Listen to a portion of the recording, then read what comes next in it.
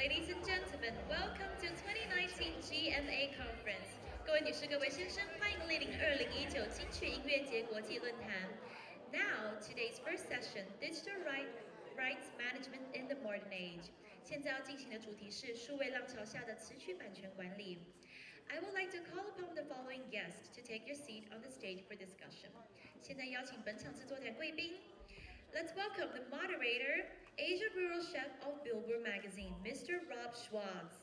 告示牌杂志亚洲分处主任 Rob Schwartz. Let's welcome the panelists, the head of licensing at Taiwan Courier Time, Mr. Danny Song. 台湾酷乐时代 My Music 版权部主管宋小龙。Let's welcome Regional Director of Asia Pacific International Confederation of Society of Author and Composer, Mr. Benjamin Ng. 国际作者与作曲家协会联合会亚太区总裁吴明书。Let's welcome Deputy CEO at ZIAC, Mr. Raphael Kovnowski. ZIAC 副执行长 Mr. Raphael Kovnowski. Ladies and gentlemen, now we are starting the session. I turn the floor over to the moderator, Mr. Schwartz. Thank you so much. So first of all, thank you to the GMA so much for having us. We're really excited about this panel. I have to thank Jack for having this wonderful conference year after year, and Coco for putting everything together for us, and this wonderful panelists that she's assembled this year, and also for the so many helpers who make sure we get where we're going and know what we're doing. I particularly want to thank Audrey and Ariel for informing the international guests of all kinds of information we didn't know about composers of Taiwanese film in the 1960s from Hong Kong. Some of you are on the bus back from the showcase will know what I'm talking about. So this is the Digital Rights in the Modern Age panel. I'm going to start off to ask the panelists to introduce themselves, and then we'll start off with some basic stuff, and we have a lot of very complex issues to dig into along the way. So please, Danny.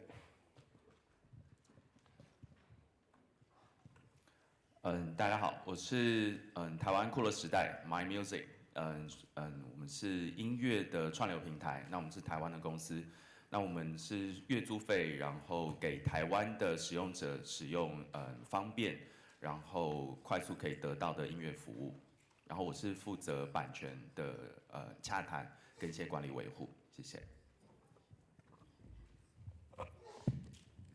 Hi, my name is Benjamin. I'm from CSEC. I'm from CSEC Regional Office in Asia Pacific. Thanks GMA for the invitation for me to present in this panel. I think it's a lot of topics we can discuss, but we represent collective management organizations around the world in 120 countries, territories, 238 of them. In Taiwan, we have members, MUST, and in other countries like in Japan, JazzRack, in Korea, Comca, in the United States, ASCAP, BMI, and also ZIAC is also our members in Poland. So through them, we represent 4 million creators, composers, lyricists around the world. Great. Hello, my name is Rafał Kownacki. I'm from ZIAC, Poland. ZIAC is the biggest and the oldest Polish collective management organization. It was one of the co-founders of CSAC in 1926. We just celebrated 100th anniversary last year ago. So we are old enough to have some kind of expertise and experience to share with. I'm also the member of the board of GESAC, which is the European Alliance of Organizations of Composers and Lyricists. So it's my pleasure and honor to be there. Thank you for inviting me to be in the panel. Great. So there are a lot of complex issues, but as I said, I think we should do some basic stuff just to make sure everybody in the room knows what we're talking about. The people who know all these things, please forgive us, but I'm going to start out with really basic thing, just so we all know where we're at. So the first thing is, I know it's called Digital Rights Management in the Modern Age, but we're starting out even pre-modern age. When I write a song, then what rights are associated to me with that song? Maybe I'll throw it to Raphael since he's the lawyer. just the basic introduction. Okay, when you write a song, you do have performing rights and mechanical rights. It depends, of course, on what you and those who buy the rights to use your work can do and can exploit it on the market. So from the point of view of the market and business-oriented aspects of the copyright protected work, you do have public performance, so-called performing rights. It means you or anybody else can broadcast it, can play it, can make it publicly accessible through all the possible tools and channels which are given by technology. And you do have mechanical rights, which means you can record it and then you can distribute it on any kind of device or any kind of carrier, like CD, like tape, nowadays, even in the cloud, because cloud is also protected by mechanical rights in some share. And of course, from the perspective of a creator, you do have moral rights. So this is the kind of right you can never get rid of. I mean, anytime, forever, the work will be yours. So it shall be given all together with the name that you are the author, or one of the co-authors, co-creators of a certain work. And the other, they are economic rights. So rights to make an exploitation of your work. To be honest, the point of view, I mean the most important factor in using economic rights is just to be paid for your work. Right. So no matter if it's in digital era, pre-digital era, any kind of era, if it's past, if it's future, the point of view of your economic rights is to be fair, remunerated for your work. To get paid, exactly. And just to clarify one point, there's all these different rights, but the one that I think people probably aware of, but maybe not, the performing right, anytime the song that you wrote is performed anywhere, in any way, you have the right to be paid. Correct? I mean, there are primary and secondary rights. Primary right is just the right to sell your work, to sell as any kind of good. So you can just sell it to publisher, to producer, you can sell it directly to broadcaster, to any entity, and of course you shall be paid for it. Of course it's based on contractual agreement, it's a kind of negotiable tariff, let's say, and secondary rights of yours are those which comes with exploitation of your work. So if your work exploited by anybody in the world, is it television, is it digital service provider, is it anybody who's just playing, broadcasting, re-emitting your work, then you shall be paid. And you can be paid directly to you or through organizations specialized in collectively managing those rights. Yeah, well, that's what I want to get to next. I think I'm going to throw it to Benjamin since you mentioned a lot of organizations in your introduction. Everybody may not know what they are, so maybe you can explain how the money is collected to pay to the people who own the rights for the songs. Collective management organization, sometimes it's called collecting society or in short form CMO. So basically all of them are functioning as a bridge. Why I would say it's a bridge is you can imagine there's many right holders on one side and many users on the other side. If they want to match each other, it's not easy. So 100 years ago, 150 years ago when it was founded, this idea of collective management in France, so at that time, a whole bunch of musicians, I'll give you an example why it was started, is some musicians are seeing some of the works are being played at the restaurant, and they feel that how come these people don't pay for me, but I have to pay for their meal. So they find it very frustrated. They cannot be the royalties cannot be collected. So they come together to form a collecting society to help each other to collect money. On one hand, let the users as one single window to pay the royalties.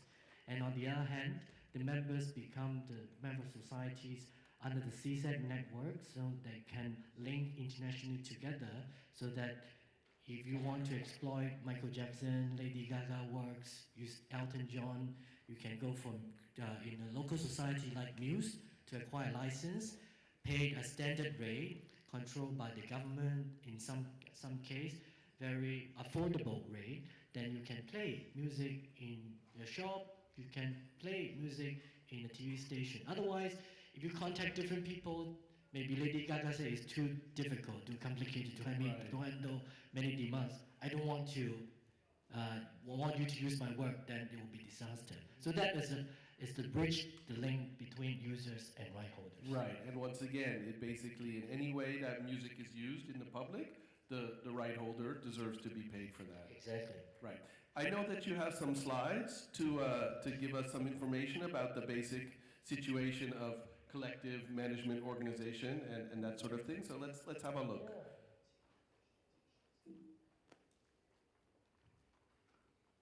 Okay. I don't know where I'm pointing to move. Okay. Okay. Just a few slides to elaborate on what we're doing. CSAC will represent this not only music but also different creators around the world. Just show you these the presidents and vice presidents. So our president is French composer Jean-Michel Jarre, and also some other directors, Jia Jiangke, and also other very famous creators around the world to represent the creators worldwide. But these are the main things that I want to show you. So collective management, I mentioned, it helps collecting the royalties. Our panel is about collections in digital modernization age. But let me give you a snapshot what is the history that I briefly say. So in 100 years ago, we can when recorded music was invented in vinyl, we can listen to music more easily. Except in the past only we do live music only. So it's a revolution invention so that we can play our music in vinyl. And it takes about 100 years for another great invention, CD. So starting to digitalize. The first one is actually ABBA in 1982. And then it's also very quickly the technology developed. In 1993, we have MP3. So it's turned around the exploitation of music. So internet is become popular, then we need to modernize our legislation to have the corresponding adequate copyright protection in order to help them. One thing is very important, without copyright, we don't really have the royalties flowing back to the right holders. That's very important. So in the United States, they first explored this issue. In 1998, what we call the Digital Millennium Copyright Act, DMCA, was actually passed and then implemented later to make sure there are some regulations started to clarify the relationship with ISP, which is Internet Service Providers, and the copyright owners. So at that time, we have this very famous term, safe harbor, and notice and takedown, which means is when you when right holders realize their rights the works are being used without authorization, they will be able to write to the ISP under the conditions of the law, and the ISP take it down immediately, so they would be exempted for liability. Right, so I just want to clarify one thing to make sure everybody understands. DMCA was basically regulating how music and artistic work can be used digitally, can be used online, more or less. More or less like this, yeah. So, but when we look at the timeline, at that time it's 1998, but technology developed so quickly. I'm sure everyone still remembers in 1998. I'm old enough to remember that time internet only get through this modem, you know, this 56K modem. You have to use a phone line. Yeah. So at that time, internet was so slow. Uploading a file may take one file, 3 megabytes may take you an hour to upload. So it's workable at that time. Write notice, take down. But unfortunately, technology, or fortunately or unfortunately, but with technology more now, with 5G in the future, you just blink of the eye, you can transfer hundreds of files.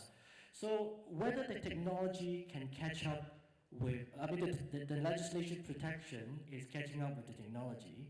And you see, YouTube was like 7 years later than the DMC and it's booming many years.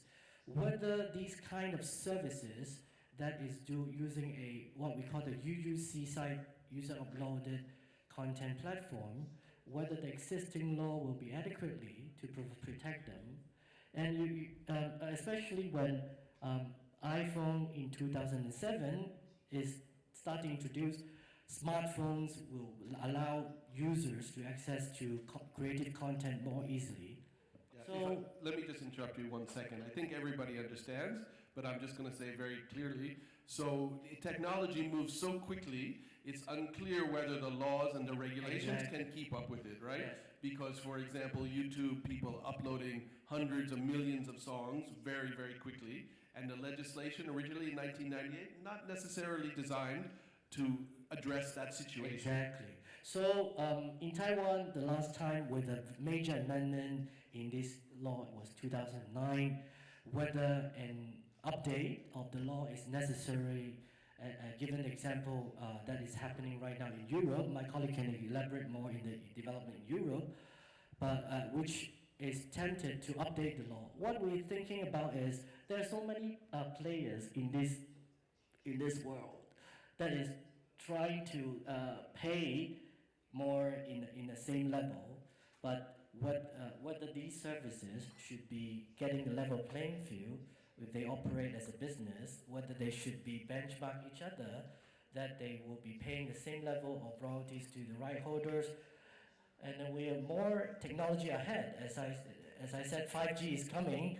So what should we getting more prepared in the future with the law to have more protection? Just these files as illustrate how notice and takedown may not be adequately protected. In 1998, that may work. One file, take it down, no problem. Technology getting faster, you just cannot deal with the demand. Now the situation, no matter how many times you write the notices, it's just too many of them. Whether that's adequately dealing with the problem. I just want to clarify, I think probably everybody knows this, but just to clarify, the reason why takedown is so important is because, as most of you, or maybe everybody knows, a lot of the material, almost all of the material on the internet is not put up by the actual people who own the material, who own the rights to the material. So if somebody who puts up the material doesn't own it, the actual owner can tell you, no, that's not allowed, you need to take it down. But as Benjamin has explained here, people can't keep up with the amount of illegal or out of copyright material being put up on the internet. This is pretty much the major problem of a digital age. So I think what the message I leave it for the discussion is whether it's about time to change the situation, to make sure we're preparing for more advanced technology in the future, to allow the continuation of the creative industry. Because without the proper ecosystem in place, money cannot flow back in the same level. Some of the services that they want to operate in a proper way, they may not have the same level to competitiveness. And at the same time, whether the right level of money will be flowing through, because we say this is what we call the value gap or the transfer value. The money that the user are willing to pay, but it's not really flowing back to the right owners because it's not the right level of money is going through to them. Right, I think we've heard this if anybody's read anything about what's going on in the music industry. Just for example, just to choose one company, not exactly at random, but Spotify, does it pay the appropriate rate back to the rights holders? This is a huge question in the music industry. So let's throw it to Rafael. I'd like you to talk a little bit in general about the issues of collecting for the rights holders in the digital age in the context of what Benjamin said. Maybe I would start with saying what's so specific about collective managing of copyright protected rights. First of all, Benjamin mentioned Lady Gaga and a few others, talking about negotiating rates for exploiting of their works. The very specific, which is quite unique for collective management organization, is that when we collect money, when we collect and when we distribute those royalties for artists, for creators, we treat them on non-discriminatory basis. So no matter who you are, if you are the greatest star who's selling millions of albums every year, or you are just a beginner in the music market, it is always up to the level of exploitation of your work.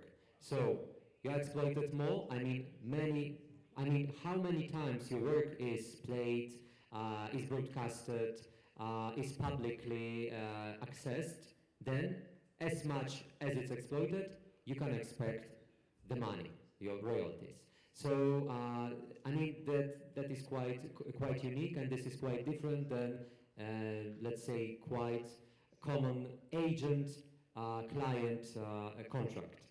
And second of all, collective management organization, also thanks to CSAC, is kind of a global instrument. So no matter from which country you are, if you are represented by your domestic society, domestic management organization, like MUST in Taiwan, for example, then if MUST has an agreement with ZAIX or other societies in the world, then if your work is exploited, if anybody can just download your song or stream your song in Poland, in Malawi, in any corner of the world, you would get royalties. You would be paid for it, which is quite important. And of course, internet has changed many consumer behaviors.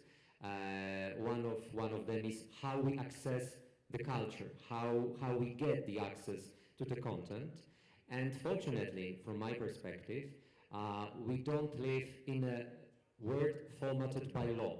So law would always follow reality, also in internet. Every generation, it used to be that every generation there was a kind of technological revolution. Nowadays it's like every decade. So every few years, every 10 years, we do have some kind of technological revolution. Also, we can observe it in the way we access to the content, mostly music. The problem mentioned by Benjamin, called transfer of value, was quite important for many artists in Europe. That's why for last few years we were fighting for new European law called directive. In this case, it was European directive on copyright on digital single market. And the point from the interest of creators, of rights holders, was to establish such a mechanism that when your works are exploited, you can expect royalties which would go in proportion and in a fair way to the extent of that exploitation. Because the reality was quite different. Of course, there were services like classical digital service providers, streaming providers, mentioned Spotify and few others, which had licensing agreements with societies, with collective management organizations. So you could expect royalties being paid for exploitation of your works in those services. But there was a kind of gap, because it emerged that the most popularity was not among those DSPs, digital service providers, but among their services, which were also mentioned by Benjamin, so online content sharing service providers. The most common, the most known one is YouTube. So it is based on the upload of works, upload of songs, made not by those who are right holders, but by consumers, by final users. And those services, they were exempted from the obligatory paying to the artists, to the creators, because they used so-called safe harbor regime. They claimed that they were just host providers. that they don't have any kind of active role in that content, to that content. Of course, it wasn't true, and everybody knew it, but law was quite archaic. So that's why. Let me just yeah. interrupt you 1 sec, Raphael. I wanted you to continue, but I just want to clarify this for people. So basically, very simply put, ISPs and big internet organizations use this idea of safe harbor so they didn't have to pay people. Basically, they used it to avoid paying the royalty on the music. You're right. That was the point. So we needed to change it. And it was a heavy lobbying, of course, on both sides, on the side of right holders organization and on the other side of users, mostly internet service providers organizations. And finally we won. So this year, European Parliament, together with the Council and the European Commission, they adopted new directive, and that directive really creates new kind of regime in accessing and paying for exploitation of works in internet in Europe. So at the moment in 28 countries. We believe that that instrument can really be inspiration for other regions, also in Asia, because it shows and it proves that it's possible to create a fair instrument of paying for exploiting copyright protected work in internet. First of all, there is a new regime based on liability of those ISPs. So at the moment, if there is any work exploited, no matter if it's uploaded by right holder, by the primary, secondary right holder, or if it's uploaded by consumer, by fan, by anybody who's just interested in some kind of music or promoting some kind of artist or creator, then it shall be paid. Of course, in a very proportionate manner. So how many times it was uploaded, how many times it was played, that shows the kind of level of possible or accepted remuneration.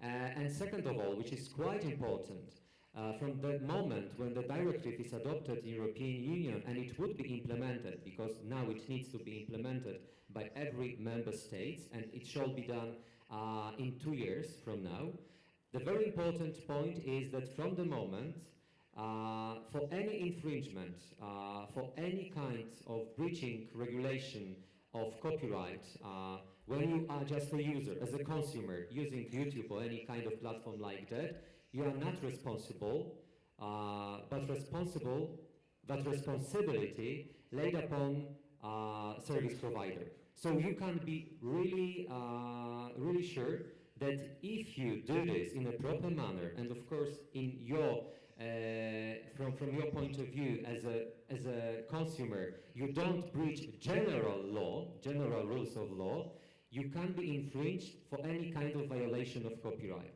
which is quite new scenario. Because at the moment, of course, there are some kind of internal policies, there are some kind of code of conduct. So when you use YouTube or any kind of platform service like that, you need to be, and you are obliged to perform in a legal, proper manner. But even if something's wrong, then you're not paying for any kind of infringement, but YouTube and platforms pay for it, which is quite important, because it shows that it's possible to create an environment which is safe both for right holders, for creators, for artists, and on the other hand, for those of consumers who are in a good manner using or exploiting copyright protected works. Right. So I'm just going to give one example, because some people here might be too young to remember, but this is not the case historically using, digital rights. So when this first became an issue around 2003, there's a very famous case where a big heavy metal band called Metallica got very angry because their music was being put on the internet without their permission, and they actually sued their own fans who had put the music on the internet. And of course, this made a bad feeling for everybody. People didn't like the fact that Metallica was suing their own fans. Metallica didn't like the fact that their music was on the internet without their permission and without them receiving any money.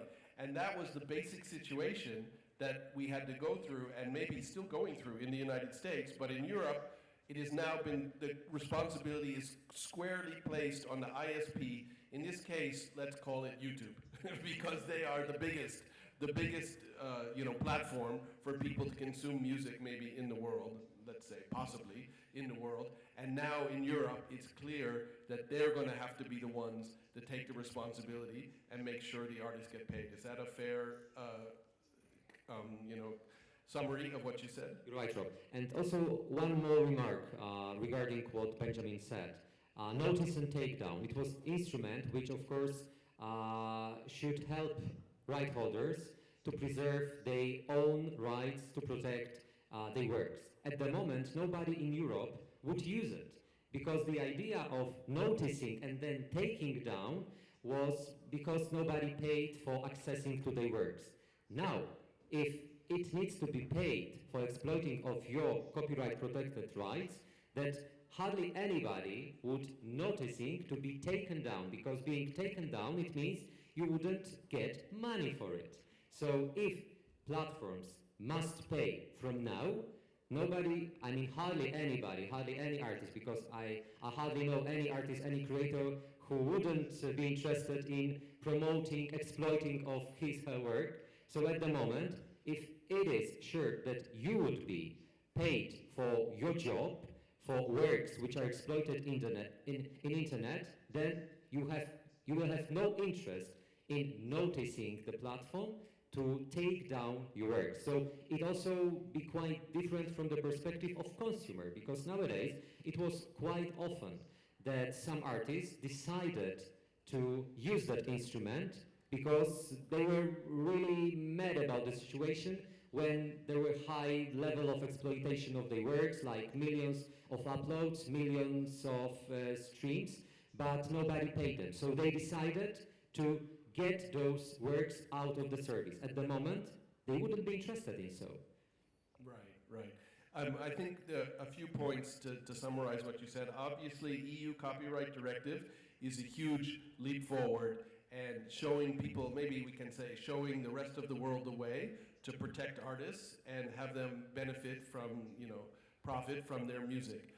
I'm going to say one thing, and we can maybe get into it much later, but there is one major music market where people basically refuse to put their works online and are very unhappy and immediately do takedowns, despite the fact that they might collect some money, and people here may know what I'm talking about, and that's Japan. When all of the major artists, or maybe that's exaggeration, a lot of the major artists, their work is not available on YouTube, and the rights holders refuse to let YouTube put up the works. But we can get into that later. I'd like to bring in Danny, since Rafael talked about what is going on in the EU. Maybe you can explain a little bit about the collection in the Taiwan and your service, since you have a streaming service, how you get artists paid for their works. 酷乐基本上都是跟唱片公司或是跟词曲公司取得合法的授权，然后由唱片公司提供上架的歌曲以及每首歌曲的 label copy 里头当然包含了作词者、作曲者，当然对平台而言最重要的是 OP 跟 SP， 这样我们才知道它的词曲的版权金要结给哪一个厂商。当然，有时候有些词曲作者他可能没有加入任何的词曲公司，就像在场有蛮多都是词曲公司的，那我们就必须要跟这些个别的词曲作者去取得授权。但如果他不同意，的确有人不同意，或是他要求的合作条件，不跟我们公司的策略不同，那可能这一首歌我们就不能使用。那基本上。我们这边是每一首歌我们都要得到这样的资讯。那但是现在因为是一个数位音乐的时代，所以每周上架的歌曲可能上万首，每月上架歌曲可能10万首、5万首，所以我们要一首一首歌去清这个词曲的权利。其实，在我们的作业上，其实是碰到很大的困难，但是我们不会逃避责任，因为要做这个生意，就必须要把这些权利给清理干净。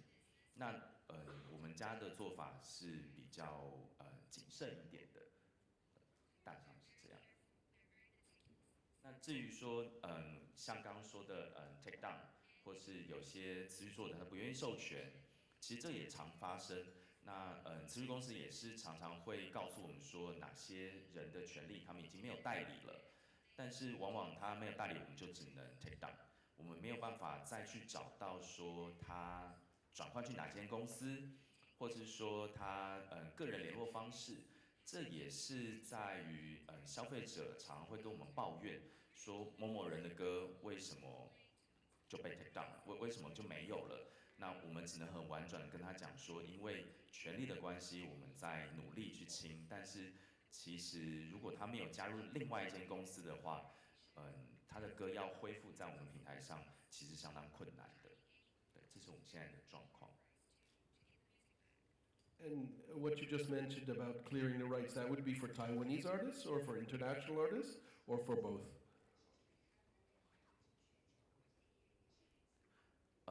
因为我们的服务是给台湾的消费者，当然我们也有海外的音乐著作。那海外音乐著作也通通都是由唱片公司给提供的，主要唱片公司其实有些也都在场，那他们也会给我们所谓的 label copy， 那我们会依照他的 label copy 上面给的资讯来去做 claim。Right, got it. Okay, great. I also now want to bring in Benjamin, since he's based in Beijing, and you know, everybody is always looking to the mainland, to the PRC, as this gigantic market, which everyone hopes to exploit and to be able to do business in. But the collection of you know, copyright has been quite difficult, shall we say, in China, to put it mildly. And we wonder how things will look moving forward. If you can give us an overview and suggestions of what might happen in the future. What I can say about China is on the right direction, one thing. Although compared to other major markets, even to some market in this region, still a long gap. But what we can see from a very big problem of online infringement, and until now we have some major legitimate service that can offer legitimate music there. I think it has been quite a big improvement in a few years. I still remember when I first started to work in this market many years ago, the first job I got is to sue Baidu. That was a really, really tough job at that time, and then we had to fight with them for many years. But one thing, it was quite good with the international pressure. I think the government's aware that they need to improve the situation, otherwise it will not be benefit the market. And the rise of some local right owners group, and also the digital service providers themselves, like big players, Tencent, Alibaba, NetEase. So combination of reasons, and I think the twisting point is when Baidu get legitimate in 2010, and the market's gradually moving towards the right direction. More companies are realizing they need to pay for the use of music in internet, and the government pay a lot of efforts every year with this 建网行动, what we call the SWOT net campaign, will take down a lot of internet websites. So combination of reason, we can now say in China, it's moving to the good direction with some major players in place like Tencent, Alibaba, NetEase. But still, the problem is, are they paying enough? One thing we also realize is, are they ready to make the same standards in other international players? For example, are they doing enough to have usage report that enable the distribution in more accurate and transparent way? So more thing we need to make sure is happening. The Chinese government is also realizing this problem. We've been lobbying to ask them for help to make sure these things under the law actually they are required to provide reasonable research report to enable to have more transparent distribution as well. So I would say all these things are moving in the right direction, but still need some time to improve. But at the end of the day, last year, I think another breakthrough is the local collecting society MCSC has just signed a deal with Tencent, which is a major deal, and then we will see that will have the impact to other society in a few ways, is whether it will set a new standard, although the standard is still behind what I think the international standard, but still is big progress. We need to work harder to push higher of the value in the music in China. But that's a good step forward. So that I would generally summarize what's happening in the digital music in China. Okay, I have a bunch of questions for you. But I want to step back a few years just to see, because outside of China, we're under the impression, and I tried to follow it closely being outside of China, as everyone knows, for many years, the internet in China, and of course the internet in China is very different than the internet in the rest of the world, was filled with out of copyright material that the rights holders did not approve of. And it's my understanding that essentially this situation more or less changed overnight by the enforcement of the government. Do you think that was really exactly what happened? I think it's taking a long time to make them have the determination to do it. And I wouldn't say overnight, but recently they are have more actions to make it happen. I'll ask my question more specifically. I think the Chinese government made searches for illegal files impossible. They made it impossible to search for it. So they didn't necessarily force the takedown, but they made it very difficult for people to find the illegal files. Is that correct? Yes, they have the system. They also monitor with the Copyright Protection Center, which is semi-government organizations, to make it more difficult for some files to be searched. Not music only, but also movie as well. So that helps with the situation. But it's more important is the availability of the legitimate service. I think that is also very important. Right. So people now getting more used to pay for music, although the value is still quite low compared to around the world. But I think the concept of paying for creative content is starting to develop in China. Right. And I mean, if this course relates to education of the people, of the consumer, and we'll get to that huge issue in a minute, but I think that, as you say, there wasn't a legitimate services in China before to actually access it, so people used the illegitimate, illegal services. But now, of course, you know, we have Tencent, we have NetEase, we have these other guys who own the proper licenses to put the music online. So Tencent signed this deal with the collection management organization. Do you think the other big streaming services will also sign such a deal? They have a deal, but the deal was too low.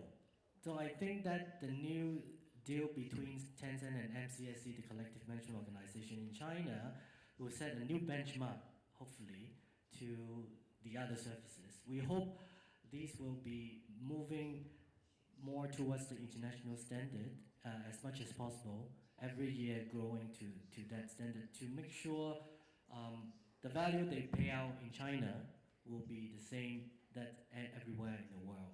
So when the money flowing back to different right holders around the world, they will receive the same value they expect from this huge market. Right, that's the ideal. Yes. Now I'm going to ask you about the reality.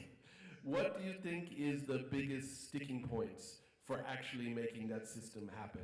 To have the same value, I mean, that would be perfect. If in China, they actually paid the same value to the rights holders as other collection agencies, and, you know, for example, what's going on in Europe, which is very progressive, right? What are the sticking points to getting to that place in China? A few things. One, as I told you before, that in the past, there's no paid service. And all of them are either infringing or ad-supported service, which is proven is not going to sustain the market. And gradually it's moving, and then consumer is willing to pay for content because they think the content are more better in quality if they pay them. There is no free lunch. So I think that's one step. We need to educate the users that if you want better quality, good quality, you need to paying for them. So one thing we hope the market will be gradually moving to that direction. The subscriptions or the fees that paid by the consumer will be higher to make enough that to sustain the business. Another thing is the transparency of flowing the money back to the right holders. So if the money is paid to the society or paid to the right holders, whether the usage report that is actually accurately reflected the right usage level that in those platforms. Remember, it's not now consuming music is not just streaming only. For example, in China we have Douyin. I'm not sure you heard about this service. It's called TikTok. I know TikTok. Sure, TikTok. Okay, sure. Music are being consumed, but we don't really have a usage report for the music being exploited. So we need to have more technology enabled to help us to identify this. It's not just traditional click for streams, but more different in games. In Tencent platform, there's a lot of games. So how can we get track of all this usage in the games level platform so that we can know the usage of music is really the right level. So a lot of things needs to be addressed, but I think right now with the technology that could be done, but is the dedication whether this platform are willing to put up the efforts to do it, and then we'll work together with the Right Holders Association to make sure it is working towards that level. Yeah, well, I think the last point you said is the key. I'm just going to press you one more time and then we'll move on. But I think that outside of China and probably inside of China as well, many people question whether the platform actually wants to pay, actually is willing to participate in this system where the artist is going to get paid. And you mentioned, one of the most popular platforms now in China and also outside of China, TikTok. I believe they're not really participating in this system where the artist is getting paid. So we wonder about the intent or the will of the platform to participate and get the artist paid. But I would say the copyright awareness is becoming better. This is true. Like for example, TikTok. Although they've launched the service in many places, but I know they're actively going around the world to approaching, at least for the societies, to get the rights clear. I think that's a very interesting thing we see in the past is more different approach. Right. They would just launch a service and then for a period of time, they were just not getting a license. But right. Like TikTok, I think one of the good things I see them is they are taking the initiative to approach different society around the world, get a license paid. So I think that's one thing I see now, this positive thing development in China. But more important is we need to get more of these services are willing to see the benefits that the whole ecosystem, they need content, we are partners. If they don't have content, I'm sure even TikTok without music being played, just keep moving around, no one will be interested in watching those clips. So they know they need to clear copyright license in order to operate, and so does the other services. And also these services, they operate, they also have business as a creative content owners as well. Like Baidu, Tencent, they have their own games, it's a creative content. They have TV series, movie, they produce themselves. So they realize the importance of copyright protection themselves to protect their own creative content. So hopefully that concept will be becoming more developed in China. The consumers are more willing to pay. That will bring this market up to the potential that everybody hope this is happening. Right. Well, thank you for that. I mean, I know it's difficult to predict what will happen in China, but we hope it's moving in the right direction. I'm going to throw a very wide and maybe difficult question for the panel. We talked about obviously artists getting paid because they have the rights to their songs, but if you think about it, basically every country, or let's say every set of territories like Europe, has different standards, different collection management organizations. Of course, we have CSAC, which is international, and there's an attempt to make all these people work together, but essentially the system in the world is fairly fragmented, I would say. Is there any possibility that we could get a more unified system in the world, especially in the modern age, which we're talking about here, where we have metadata? The metadata should be, uniform throughout the entire world. Whether it is or not is another question, but it should be.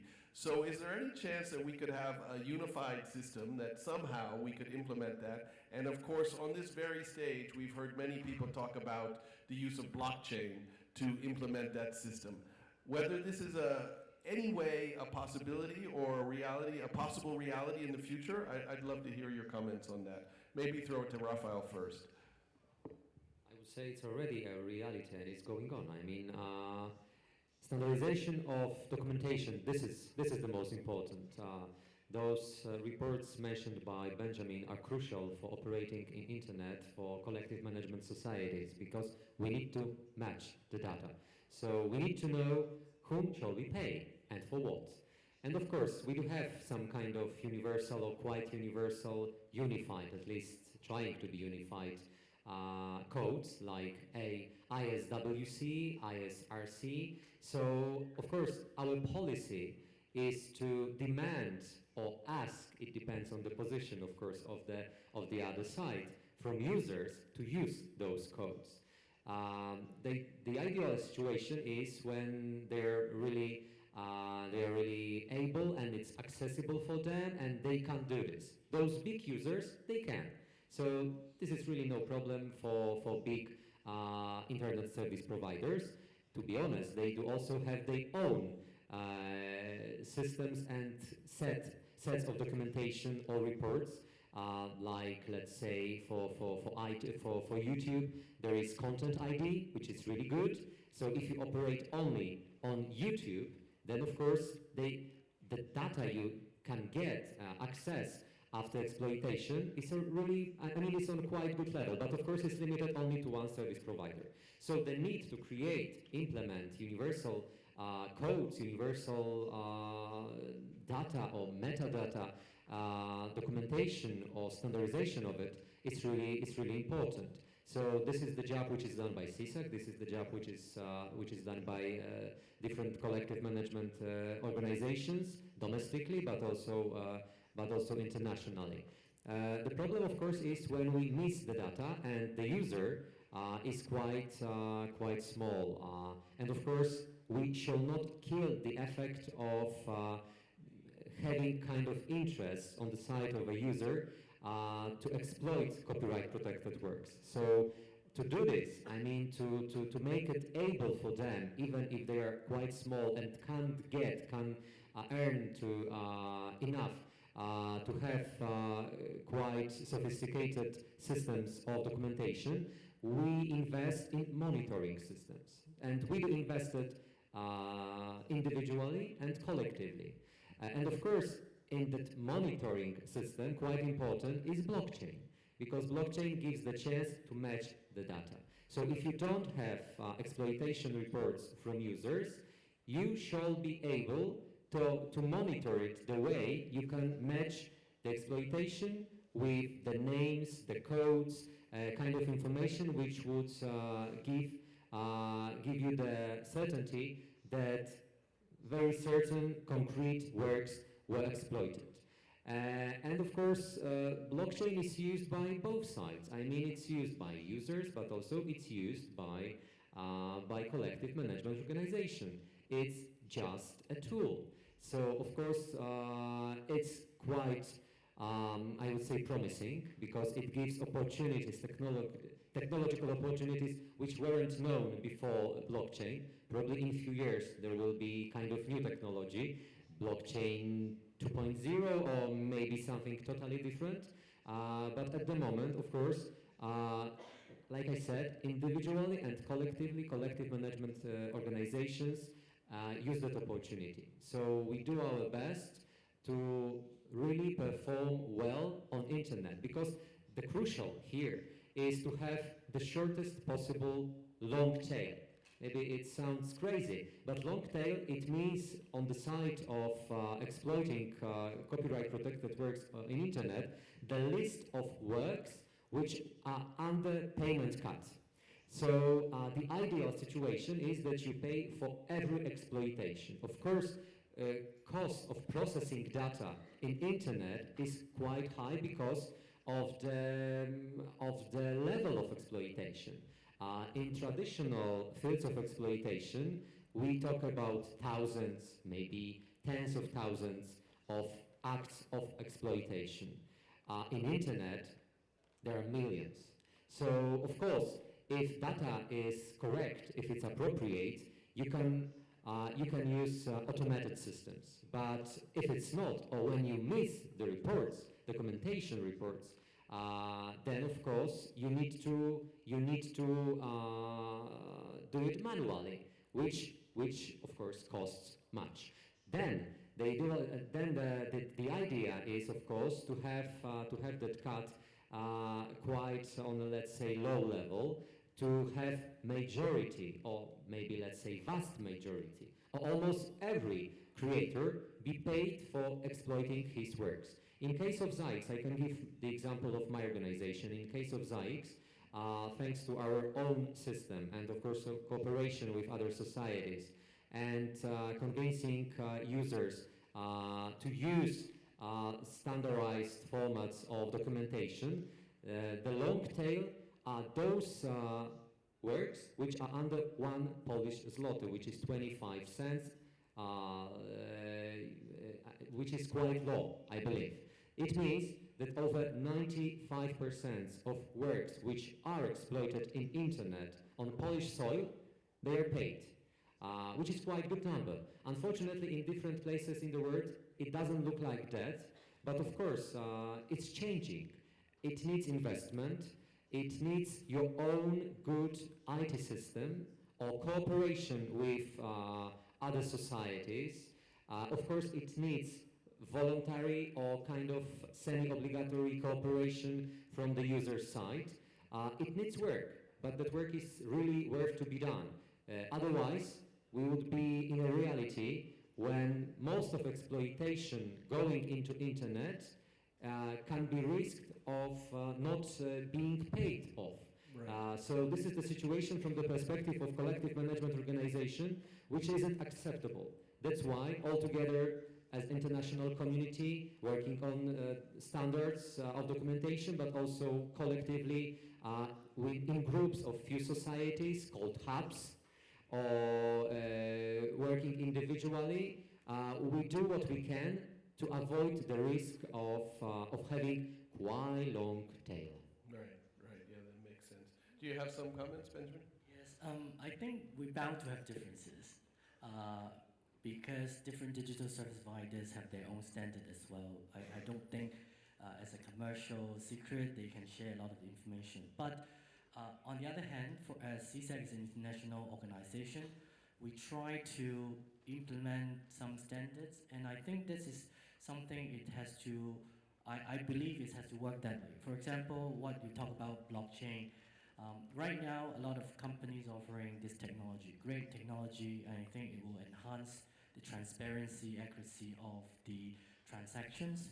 But at the same time, it creates the problem is whether these technology is really accountable for myself, work for me, whether this will be recognized by the industry, whether it will work in Spotify or my music or different services. They will have questions as to whether it works. So I think in order to make it, as a more international recognized standard, it has to have a few factors to support it. First of all, legal support. Each country, whether they will recognize these as part of the copyright protection and how it will recognize the authenticity of this. Secondly, whether internationally we'll be having similar standard with all these national law. Copyright law is also differences in any country. So whether we need some kind of treaties or some convention or international standard to make sure everybody follows it. And I think what we can try, CSEC was also exploring is how whether we will explore whether there's some standard we can give it to all the societies and players so that these are more trustworthy standard that posed by international organization that will be applying, that will be able to follow. I think that sort of factors added together will make sure these tools will be successful. Even with iPhones or Android phones, you still have different standards. Right. It's difficult to have one single standard, but I think these useful tools definitely will help us to, in a digital world, to make it better. Like ISWC, my colleague has mentioned, it was not right now invented, it was invented in the 90s when CD was just formed in ISRC. At that time, the demand of the usage is not much, it's more in industry internal reference for ourselves to make sure our industry will know what we are giving a code to these songs.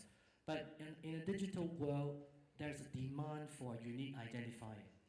And this is why ISRC and ISWC becoming more important again. And there's a demand to make it more, the integrity of it has to be improved.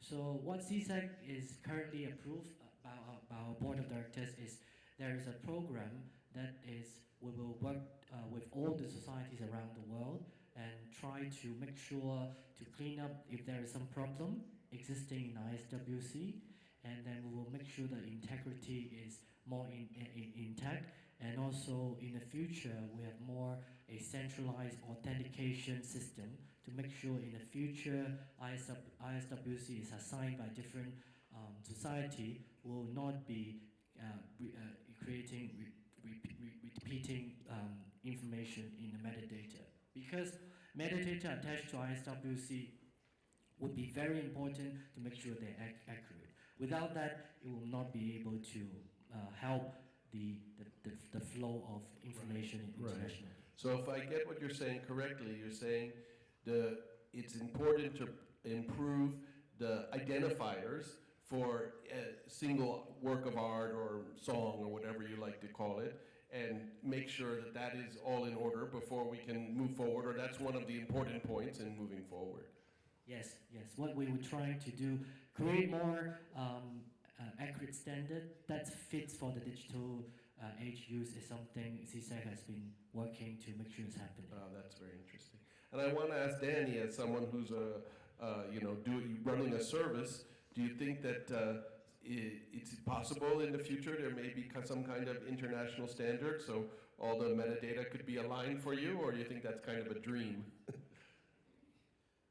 我想在台湾，就 My Music 而言，My Music 有签约的词曲版权商的公司大概300到400间，他们都是个别各自来签的，然后各自有各自的格式，各自有各自的资料库去储存或者管理他们自己这些词曲的资料。我其实真的很希望有一天台湾可以有像刚刚说的那样子，方便利用人去取得这些词曲权利，或许只要一次就好。那像刚刚说的 TikTok， 说真的 ，TikTok 这样新公司、新创公司，他想用音乐，他其实有点困难，是他要建立像我们这样的资料库，然后去跟大家做拆分、去做报表。对一个新创公司，虽然大家感觉他这么有钱，但是他有点困难去做这件事。但是如果有一天有一个方便让一些新的创新的服务，不管是游戏、音乐、game 或是 service， 能够容易的去知道说他用这首歌要寄给谁，而且很快速，他不用花这么多的力气的时候，我相信词曲作者他们会得到他们应有的报酬，而且比较容易公开透明的。那以 My Music 而言，我们给报表，我自认我们给报表也是非常清楚的，每一首歌多少次多少钱。其实非常清楚，我们不是给你一个总数，然后就结束了。我们其实花很多力气在做这件事情，但是，如果能有更方便的工具，就像你刚刚说的是工具，然后来帮助大家，我觉得我们是非常愿意的。但是现在，大家知道台湾有人在推区块链，但是因为它似乎跟大家的一些利益会有一些抵触，所以没有什么太多人愿意加入，或是他跟公司的投入会有太多的投入，公司会害怕这个东西到底对我们公司做这件事到底有什么用，所以已经讲好多年都还没有看到有第二家去加入他们，我是觉得这有点可惜。Yeah, I think you've hit on an extremely important point that we could talk about for a long time. I think that in theory and in our ideal world, everybody would work together to make sure that artists are paid. But in reality, some organizations or some companies or some people see that they prefer that the system doesn't work so smoothly so that they can hold the money and maybe wait for people to ask for it, or if there's a conflict, they'll wait for the conflict to be resolved. And it's actually in their interest not to see a system that works particularly well. But in that situation, law can help. And apart from the directive I already mentioned, so that new directive in Europe for a few years already, and by now it's implemented in every member state of European Union, we do have copyright management rights directive. And it gives some clarity. And to be honest, in Europe, it's not possible to hold the money, to hold the royalties of the artist or of a creator and don't pay them. Because at the moment, the maximum time you can hold the money to identify the right holder is 9 months. So in 9 months, you need to identify and pay royalties. So it shows that sometimes in the situation of copyright and building a very safe environment for using, exploiting copyright protected works, law can really help. So I would rather suggest those legislation which miss such a regulation to adopt quite common rules. Yeah, I think that you've hit on exactly the point. A lot of time it comes down to the legal system and whether or not they're willing to lead the way. Earlier, we sort of alluded to the fact that the technology has moved faster than the law. And now we need the law to catch up. And I think we all agree that Europe is leading the way, and the new directive, which was recently passed, is extremely important. I'd like to ask you about the United States, because I know you're also an expert in the situation in the United States. And I think that probably it's lagging behind what's being done in Europe. So I wonder if you could comment on the situation in the United States, both in terms of the law and just in general, whether the rights holders you think they're being adequately, collecting for the rights that they hold. Thank you for the question. First of all, the situation of American copyright system is quite different because the bases are different. So in Europe, we do have rather droit d'auteur, author's rights than copyright. Of course, United Kingdom is quite different, but soon it's going to be out of European Union, so we will have 100% droit d'auteur, author's rights regimes. In United States, there is a fair use regime, to be honest, based on common law, and it's quite different. I mean, contractual arrangements are much more important, are the basis for US system and any kind of regulations in copyright. Of course, there is a new Music Modernization Act, which is, the idea was that it should be quite close to European directive, and the incentive came from Europe, inspiration too, but the result is quite different. Of course, there are some novelties, especially on mechanical rights market, so probably it would simplify licensing mechanical rights. It widens the scope of right holders, which would be benefited with the new law and will be finally remunerated for exploiting their rights based on mechanical exploitation. But of course there are some threats like federally regulated tariffs, which in Europe wouldn't be possible. In Europe, the situation is quite different. So every society, every member state, they have own regime, they own practice in negotiating tariffs with users. So there is no common tariff. This is the first remark. Of course, from the point of view of right holders, maybe it sounds appealing that it would be a nice solution to have a set of tariff which is regulated by some kind of government control or semi-government control body. But no, I mean, from the perspective of European societies, we would treat it as a threat. I mean, it would limit our sovereignty, our autonomy, and our way of doing business. Because we know the best, we are doing it as authors, as artist representatives. So we are motivated solely by their interest.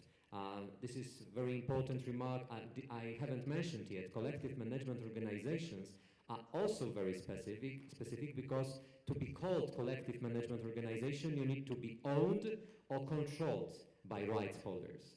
So then you can be sure that the negotiator on the other side is a CMO, is a collective management organization. The only benefit it's gonna have is the benefit of rights holders, which is quite important and quite different from agents like United States and common law system, when you have quite often agents on the other side.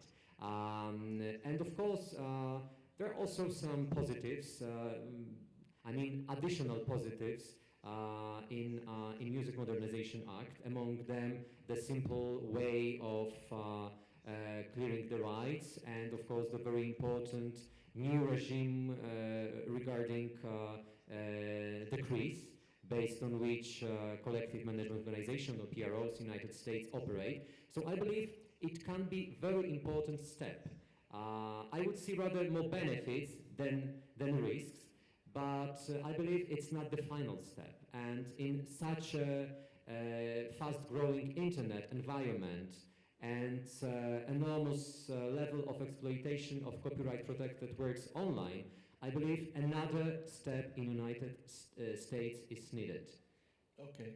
I want to throw it to Benjamin for a second, since you're representing CSAC. What is your view of the Music Modernization Act in the United States? I mean, it's a quite complicated question, so hopefully you can summarize it.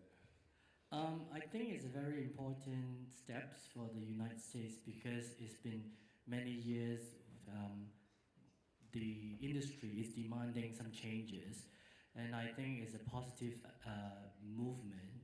But whether this is enough, that's another thing. Some elements is to make sure it is allowing the rights can be separately choose to be represented. I think that's very important.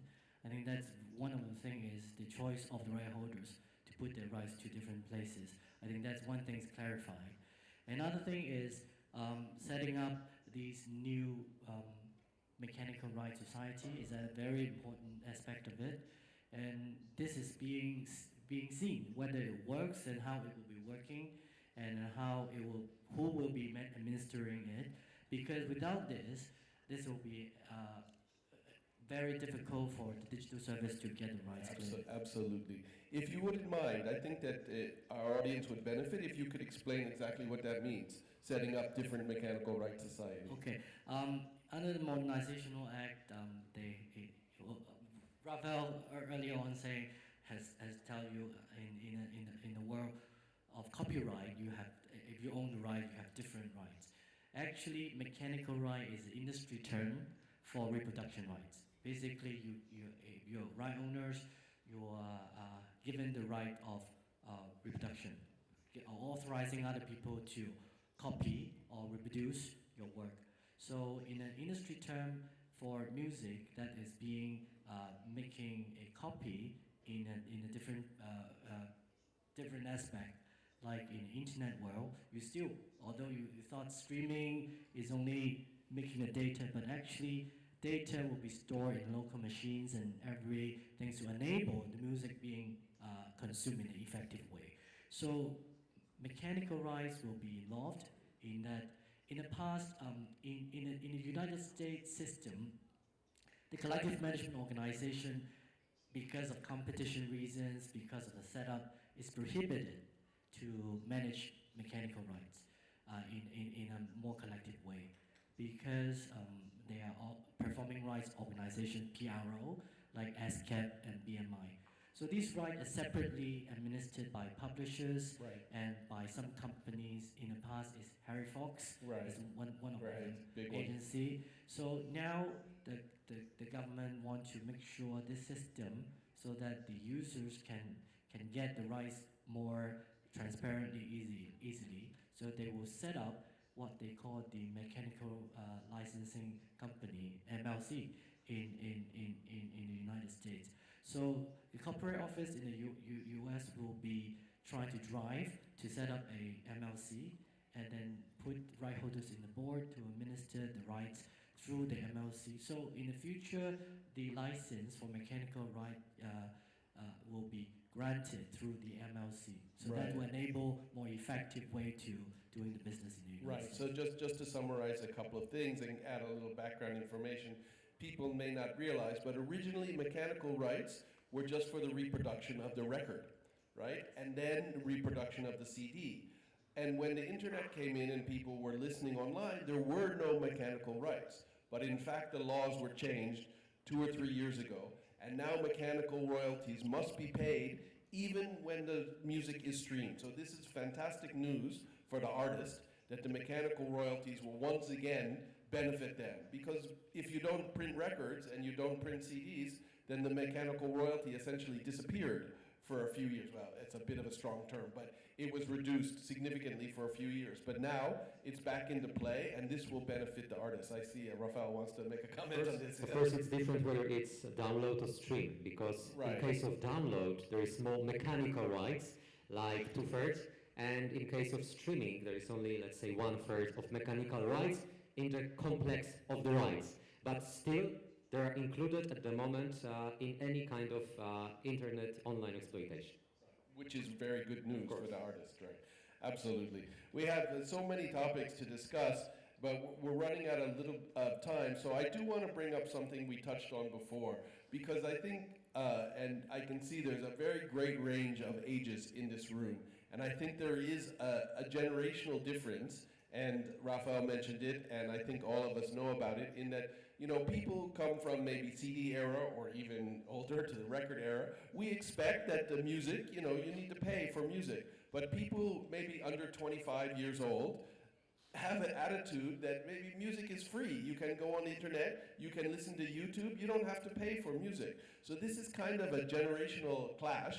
And I think Rafael referred to it as education. Maybe we need to educate people that if music is free, that means the artist can't get paid, that means they can't produce music. So in some way, you need to pay for music, whether it's a streaming service or something like that. Everybody in the industry agrees with this. Music has to be paid for, or we have no industry. So how do we communicate this message to people that music, you know, whether it's a streaming service or something? I think in China, let's start with China, because it's a particularly important message in China, I think, where they necessarily have the attitude that music was to be paid for.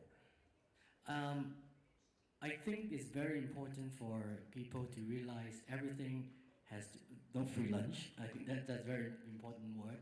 I'll just give you my experience why I'm still working in this industry. When I was young, I was living in the vinyl age, so most of my pocket money when I'm a Hong Kong grown person. I still remember when I was in primary school, my pocket money spent on Alan Tam, Anita Mui, Leslie Chung records, which are the Canto Pop record, very big artists. And I can also have an alternative, which is very similar to right now young kids. It's I can listen to radio, go to broadcasting station, but remember, broadcasting station radio also pay to the right owners. It's not like something is free. Why is because I think it's very important to let the people to know that making music has to have a process. They have, although it's easier, but still have some investment to promote. All these things need need course to make sure it's sustained. Although some people say, okay, in a few years back, people say, oh, internet will replace record labels. But you see record labels still investing more because it's proven that even independent artists, they can put up their works in YouTube, but you still to go together with different, more resources to make more better music with dance, with good music videos. You know how one of the example I can say, BTS is very successful in Korea. It's not just because the music is good. You have to have overall dancing, music video, the promotion that we have. Visual presentation is crucial in this day and age. Yeah. So this all needs to have the investment put in. If we don't respect music in a way that we pay for them, you're not going to enjoy all this really good content in the future. So this concept has to make sure young people to know that yes, you can have different level of music, but at the same time, if you want to enjoy that level of music, you need to think about that in this world, there's someone to pay. Even you listen to YouTube, it's free for you, but someone is paying YouTube to operate. And it's of not course, free. yeah, and it can be ad driven, which is the same as radio, it's the same as TV. Exactly. So it's not really something it's free in that sense. So we ought to think that it has to be fairly put in this ecosystem to allow. So copyright protection, how to make sure creative content is sustainable, the message that we want the young persons to know. I'm living in Hong Kong. Also, another things about Hong Kong or Asian society is a lot of parents will force their kids to start to play instrument very young because it's good for them to go to good school. You are musicians yourself. You like to play, and you would think that playing music you have to go through a long time to train to get this, and then performing music is really there's a value to it. So on one hand, if you want to be a musician, you want someone to respect you as well. Not just money, but respect you. But at the same time, you need to respect other artists. I think that message are very important. Yeah, absolutely. Thank you so much for that. Do you have comment, Rafael, or you look? I would say we need both law, good law, and education. Good law. I mean, from what Benjamin just described, I can say that historically nobody ever wanted to pay for copyright. So although the situation maybe sounds like something new, we already battled with different users to pay for copyright protected works. They were radio halls, dance halls, music halls in 20s or 30s, radios in 20s and 30s of the 20th century, televisions, and so on and so on. So every time we needed, and we did it as a community of collective management organizations and copyright-oriented people, I would say, we collectively and internationally, we did it to prove that paying for copyright is in the interest not only of creators, not only of artists, but most of all, it's in the interest of consumers, of the audience. Because if you don't pay salaries, because this is a salary, this is the regular way of earning money by artists, by creators. If you don't pay them, there is no incentive to create. They would just do this for themselves because they wouldn't be anyhow motivated to go with their works out to the world. So the idea of having for all the times artists and creators at the heart, at the center of that cultural ecosystem is quite important. And I mean, this is really the point, because we shall not forget that copyright is preserving not only the rights of remuneration for creators, but also it giving kind of impetus for culture.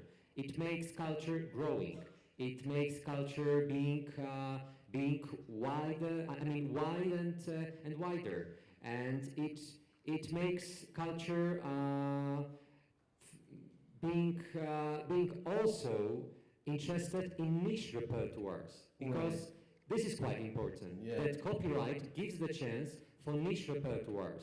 For that kind of, let's say, about music only, music genres, it makes them any kind of chance to survive. Right.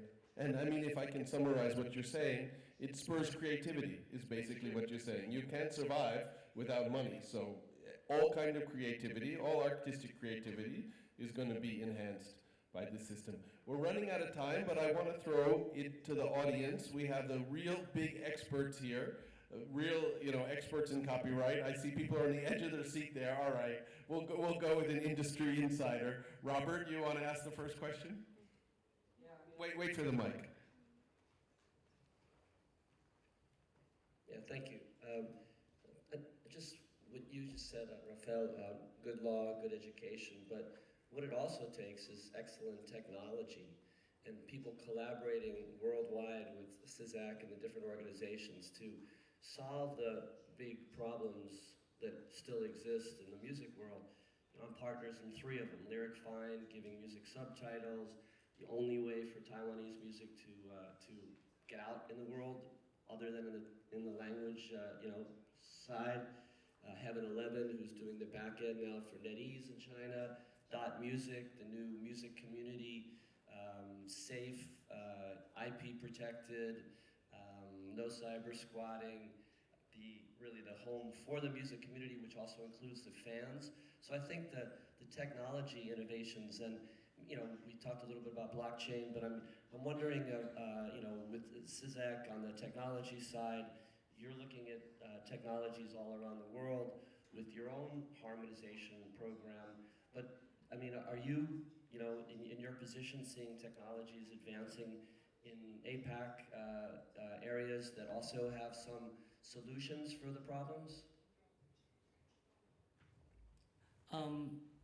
We are facing a lot of problem with technology going very fast, and then we have the traditional way of doing works like distribution, different things, and the standards. So what we need to do is regularly we meet up with society in Asia Pacific and then try to work together for new solutions, like with the European colleagues to help us.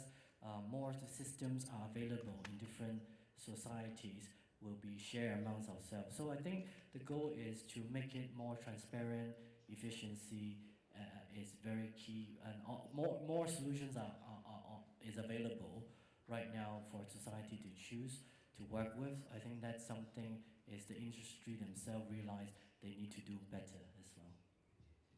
Great. Man over here in the white hat, see people are eager to ask questions, and I'm really happy about that, so I'm going to try and get as many as possible. Please. Yeah, thanks. Thanks for very interesting sections. I want to reply on Bob's examples on Metallica. You just mentioned Metallica, right? Oh, a long time ago, but yeah. Yeah, because I guess the session mentioned multiple aspects. I mean, from organizational, from law and from the audience. But that example is interesting. It's from the producer, from the creators, because recently, Radiohead just got stolen with their Right. and then he just decided to release it. But back into 2007, when they decided to, put the album online for free and let the user to decide the price. I mean, that's kind of like an attempt to test or experiment like a new business model from the creative perspective. So I would like to, hear from you how you view, the role of the creators in terms of trying to experiment new business model. There are top players, there are big names, but also there are indie players, but how they take charge in this overall big picture. Thank you. I believe it shall be always kept for creators, to be honest, to right holders to decide whether they want to use and exploit the work for free or they want to monetize it. Of course, it's important to have a knowledge and kind of sureness that all of those who are rights holders to a very concrete copyright protected work thinks the same, because the situation is more complicated when some of creators believe, the creators of the same work believe it should be for free or it should be promoted for free, and the others believe that from the very beginning it shall be paid. It's even more complicated in case of audiovisual works, because in audiovisual works, even, I mean, on European soil, even if a producer has got all rights, especially from the point of view of the market, still there is additional remuneration right for other co-workers, co-creators. So the creators who aren't producers, even if a producer decides to sell it or to not sell it, but to exploit it for free, they are still entitled for additional remuneration. In many legal systems in Europe, it's really like that. So it's more complicated. But of course, the term and the instrument, legal instrument of non-commercial usage of copyright protected work is known. It's really present in European law, and sometimes it's used, but like I said, it shall always be left for creators, for rights holders. It shall never be a decision of any kind of entity. So if a creator decides to give the access to his, her work for free, it's his choice, her choice, and it shall be respected. One more point about this is how to deliver the content to the world. I always wonder, people ask these questions in many ways, why people use Spotify? Why people use YouTube? Why people use KKBox? There must be a reason. Not just because they think I'm using, maybe one of the reasons I think Spotify is so cool or KKBox is so cool, that's click the image. But more important is the functionality, that more things added to them is very important. As we said in the past, we only listen to music, but now we also see the music with all the visuals together. So delivering music to the consumer in different platform, in different way is important. So it's not just getting out the content to the fans, but it's everything together. That's one thing makes music more interesting, more better. Another thing is, because of this, so all these traditional people that help to deliver the music still is important, like the collective management organization, record labels, all this to enable to make it better. So I think there's a choice, but then it's proven after all these experiments, these are very important elements in the value chain. Right, I mean, it's a whole industry, it's a whole system. I'd like to respond just quickly because I think there's a historic element we have to consider. That happened a very long time ago. Basically, maybe you know, Metallica was basically shocked. They were completely shocked that their music was available online for free. In 2019, nobody is shocked about that. So there's a historical element that we need to consider.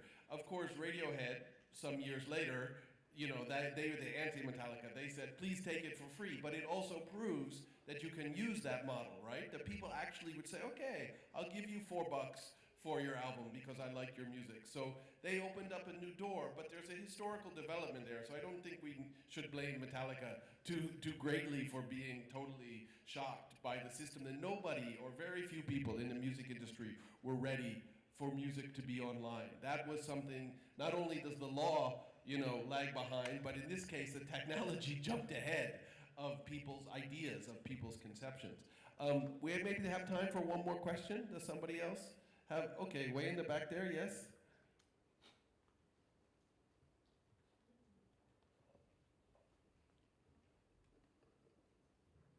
不好意思，我有些问题想要请教，就是我们今天谈到的词曲使用，大部分都是整首使用的状况。那可是其实还有一些其他的使用状况，例如说有些作梗的影片里面，它作梗的话可能会使用一句某个电影的台词，或是某一句歌曲里面的就一小段这样子，这样片段的使用，不晓得有没有那个相对应的法律。那另外还有就是现在还有其他就是像抄袭的情况，那抄袭的情况我们在国际上要提告是非常麻烦的。那这个在著作权相关的新的法律的改进上面有没有往这个方向改进的空间？这样子，大概这样谢谢。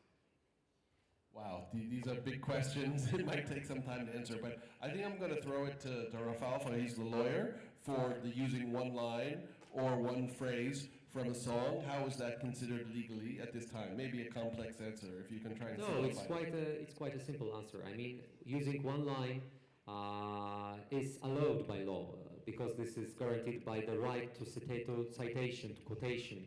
So this is really something which is kind of balancing the copyright protection, because we need to remember that copyright protection also shall give the chance to the audience to use it in a proper manner, not limiting them with the usage like for the sake of quotation, because it benefits also the author, the creator, because it makes his work, her work, more popular. Right. So this is kind of a rational balance, and it's in European law and in many model systems, legal systems in the world, it's allowed. So you can freely cite. I mean, you can freely quote anybody unless you don't go over the limit of quotation. So if it's one phrase, if it's one line or two lines, but only in that scope, it's okay.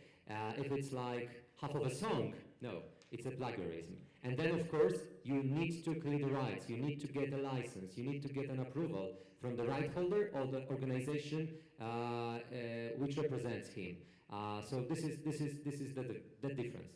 Yeah, and of course the law on plagiarism is quite clear. We've had many court cases with songs that resemble other songs. The courts have to decide whether they've stolen it. And I think the questioner's first question also maybe is part of the same thing, because they say one line. I'm not sure it necessarily mean one line.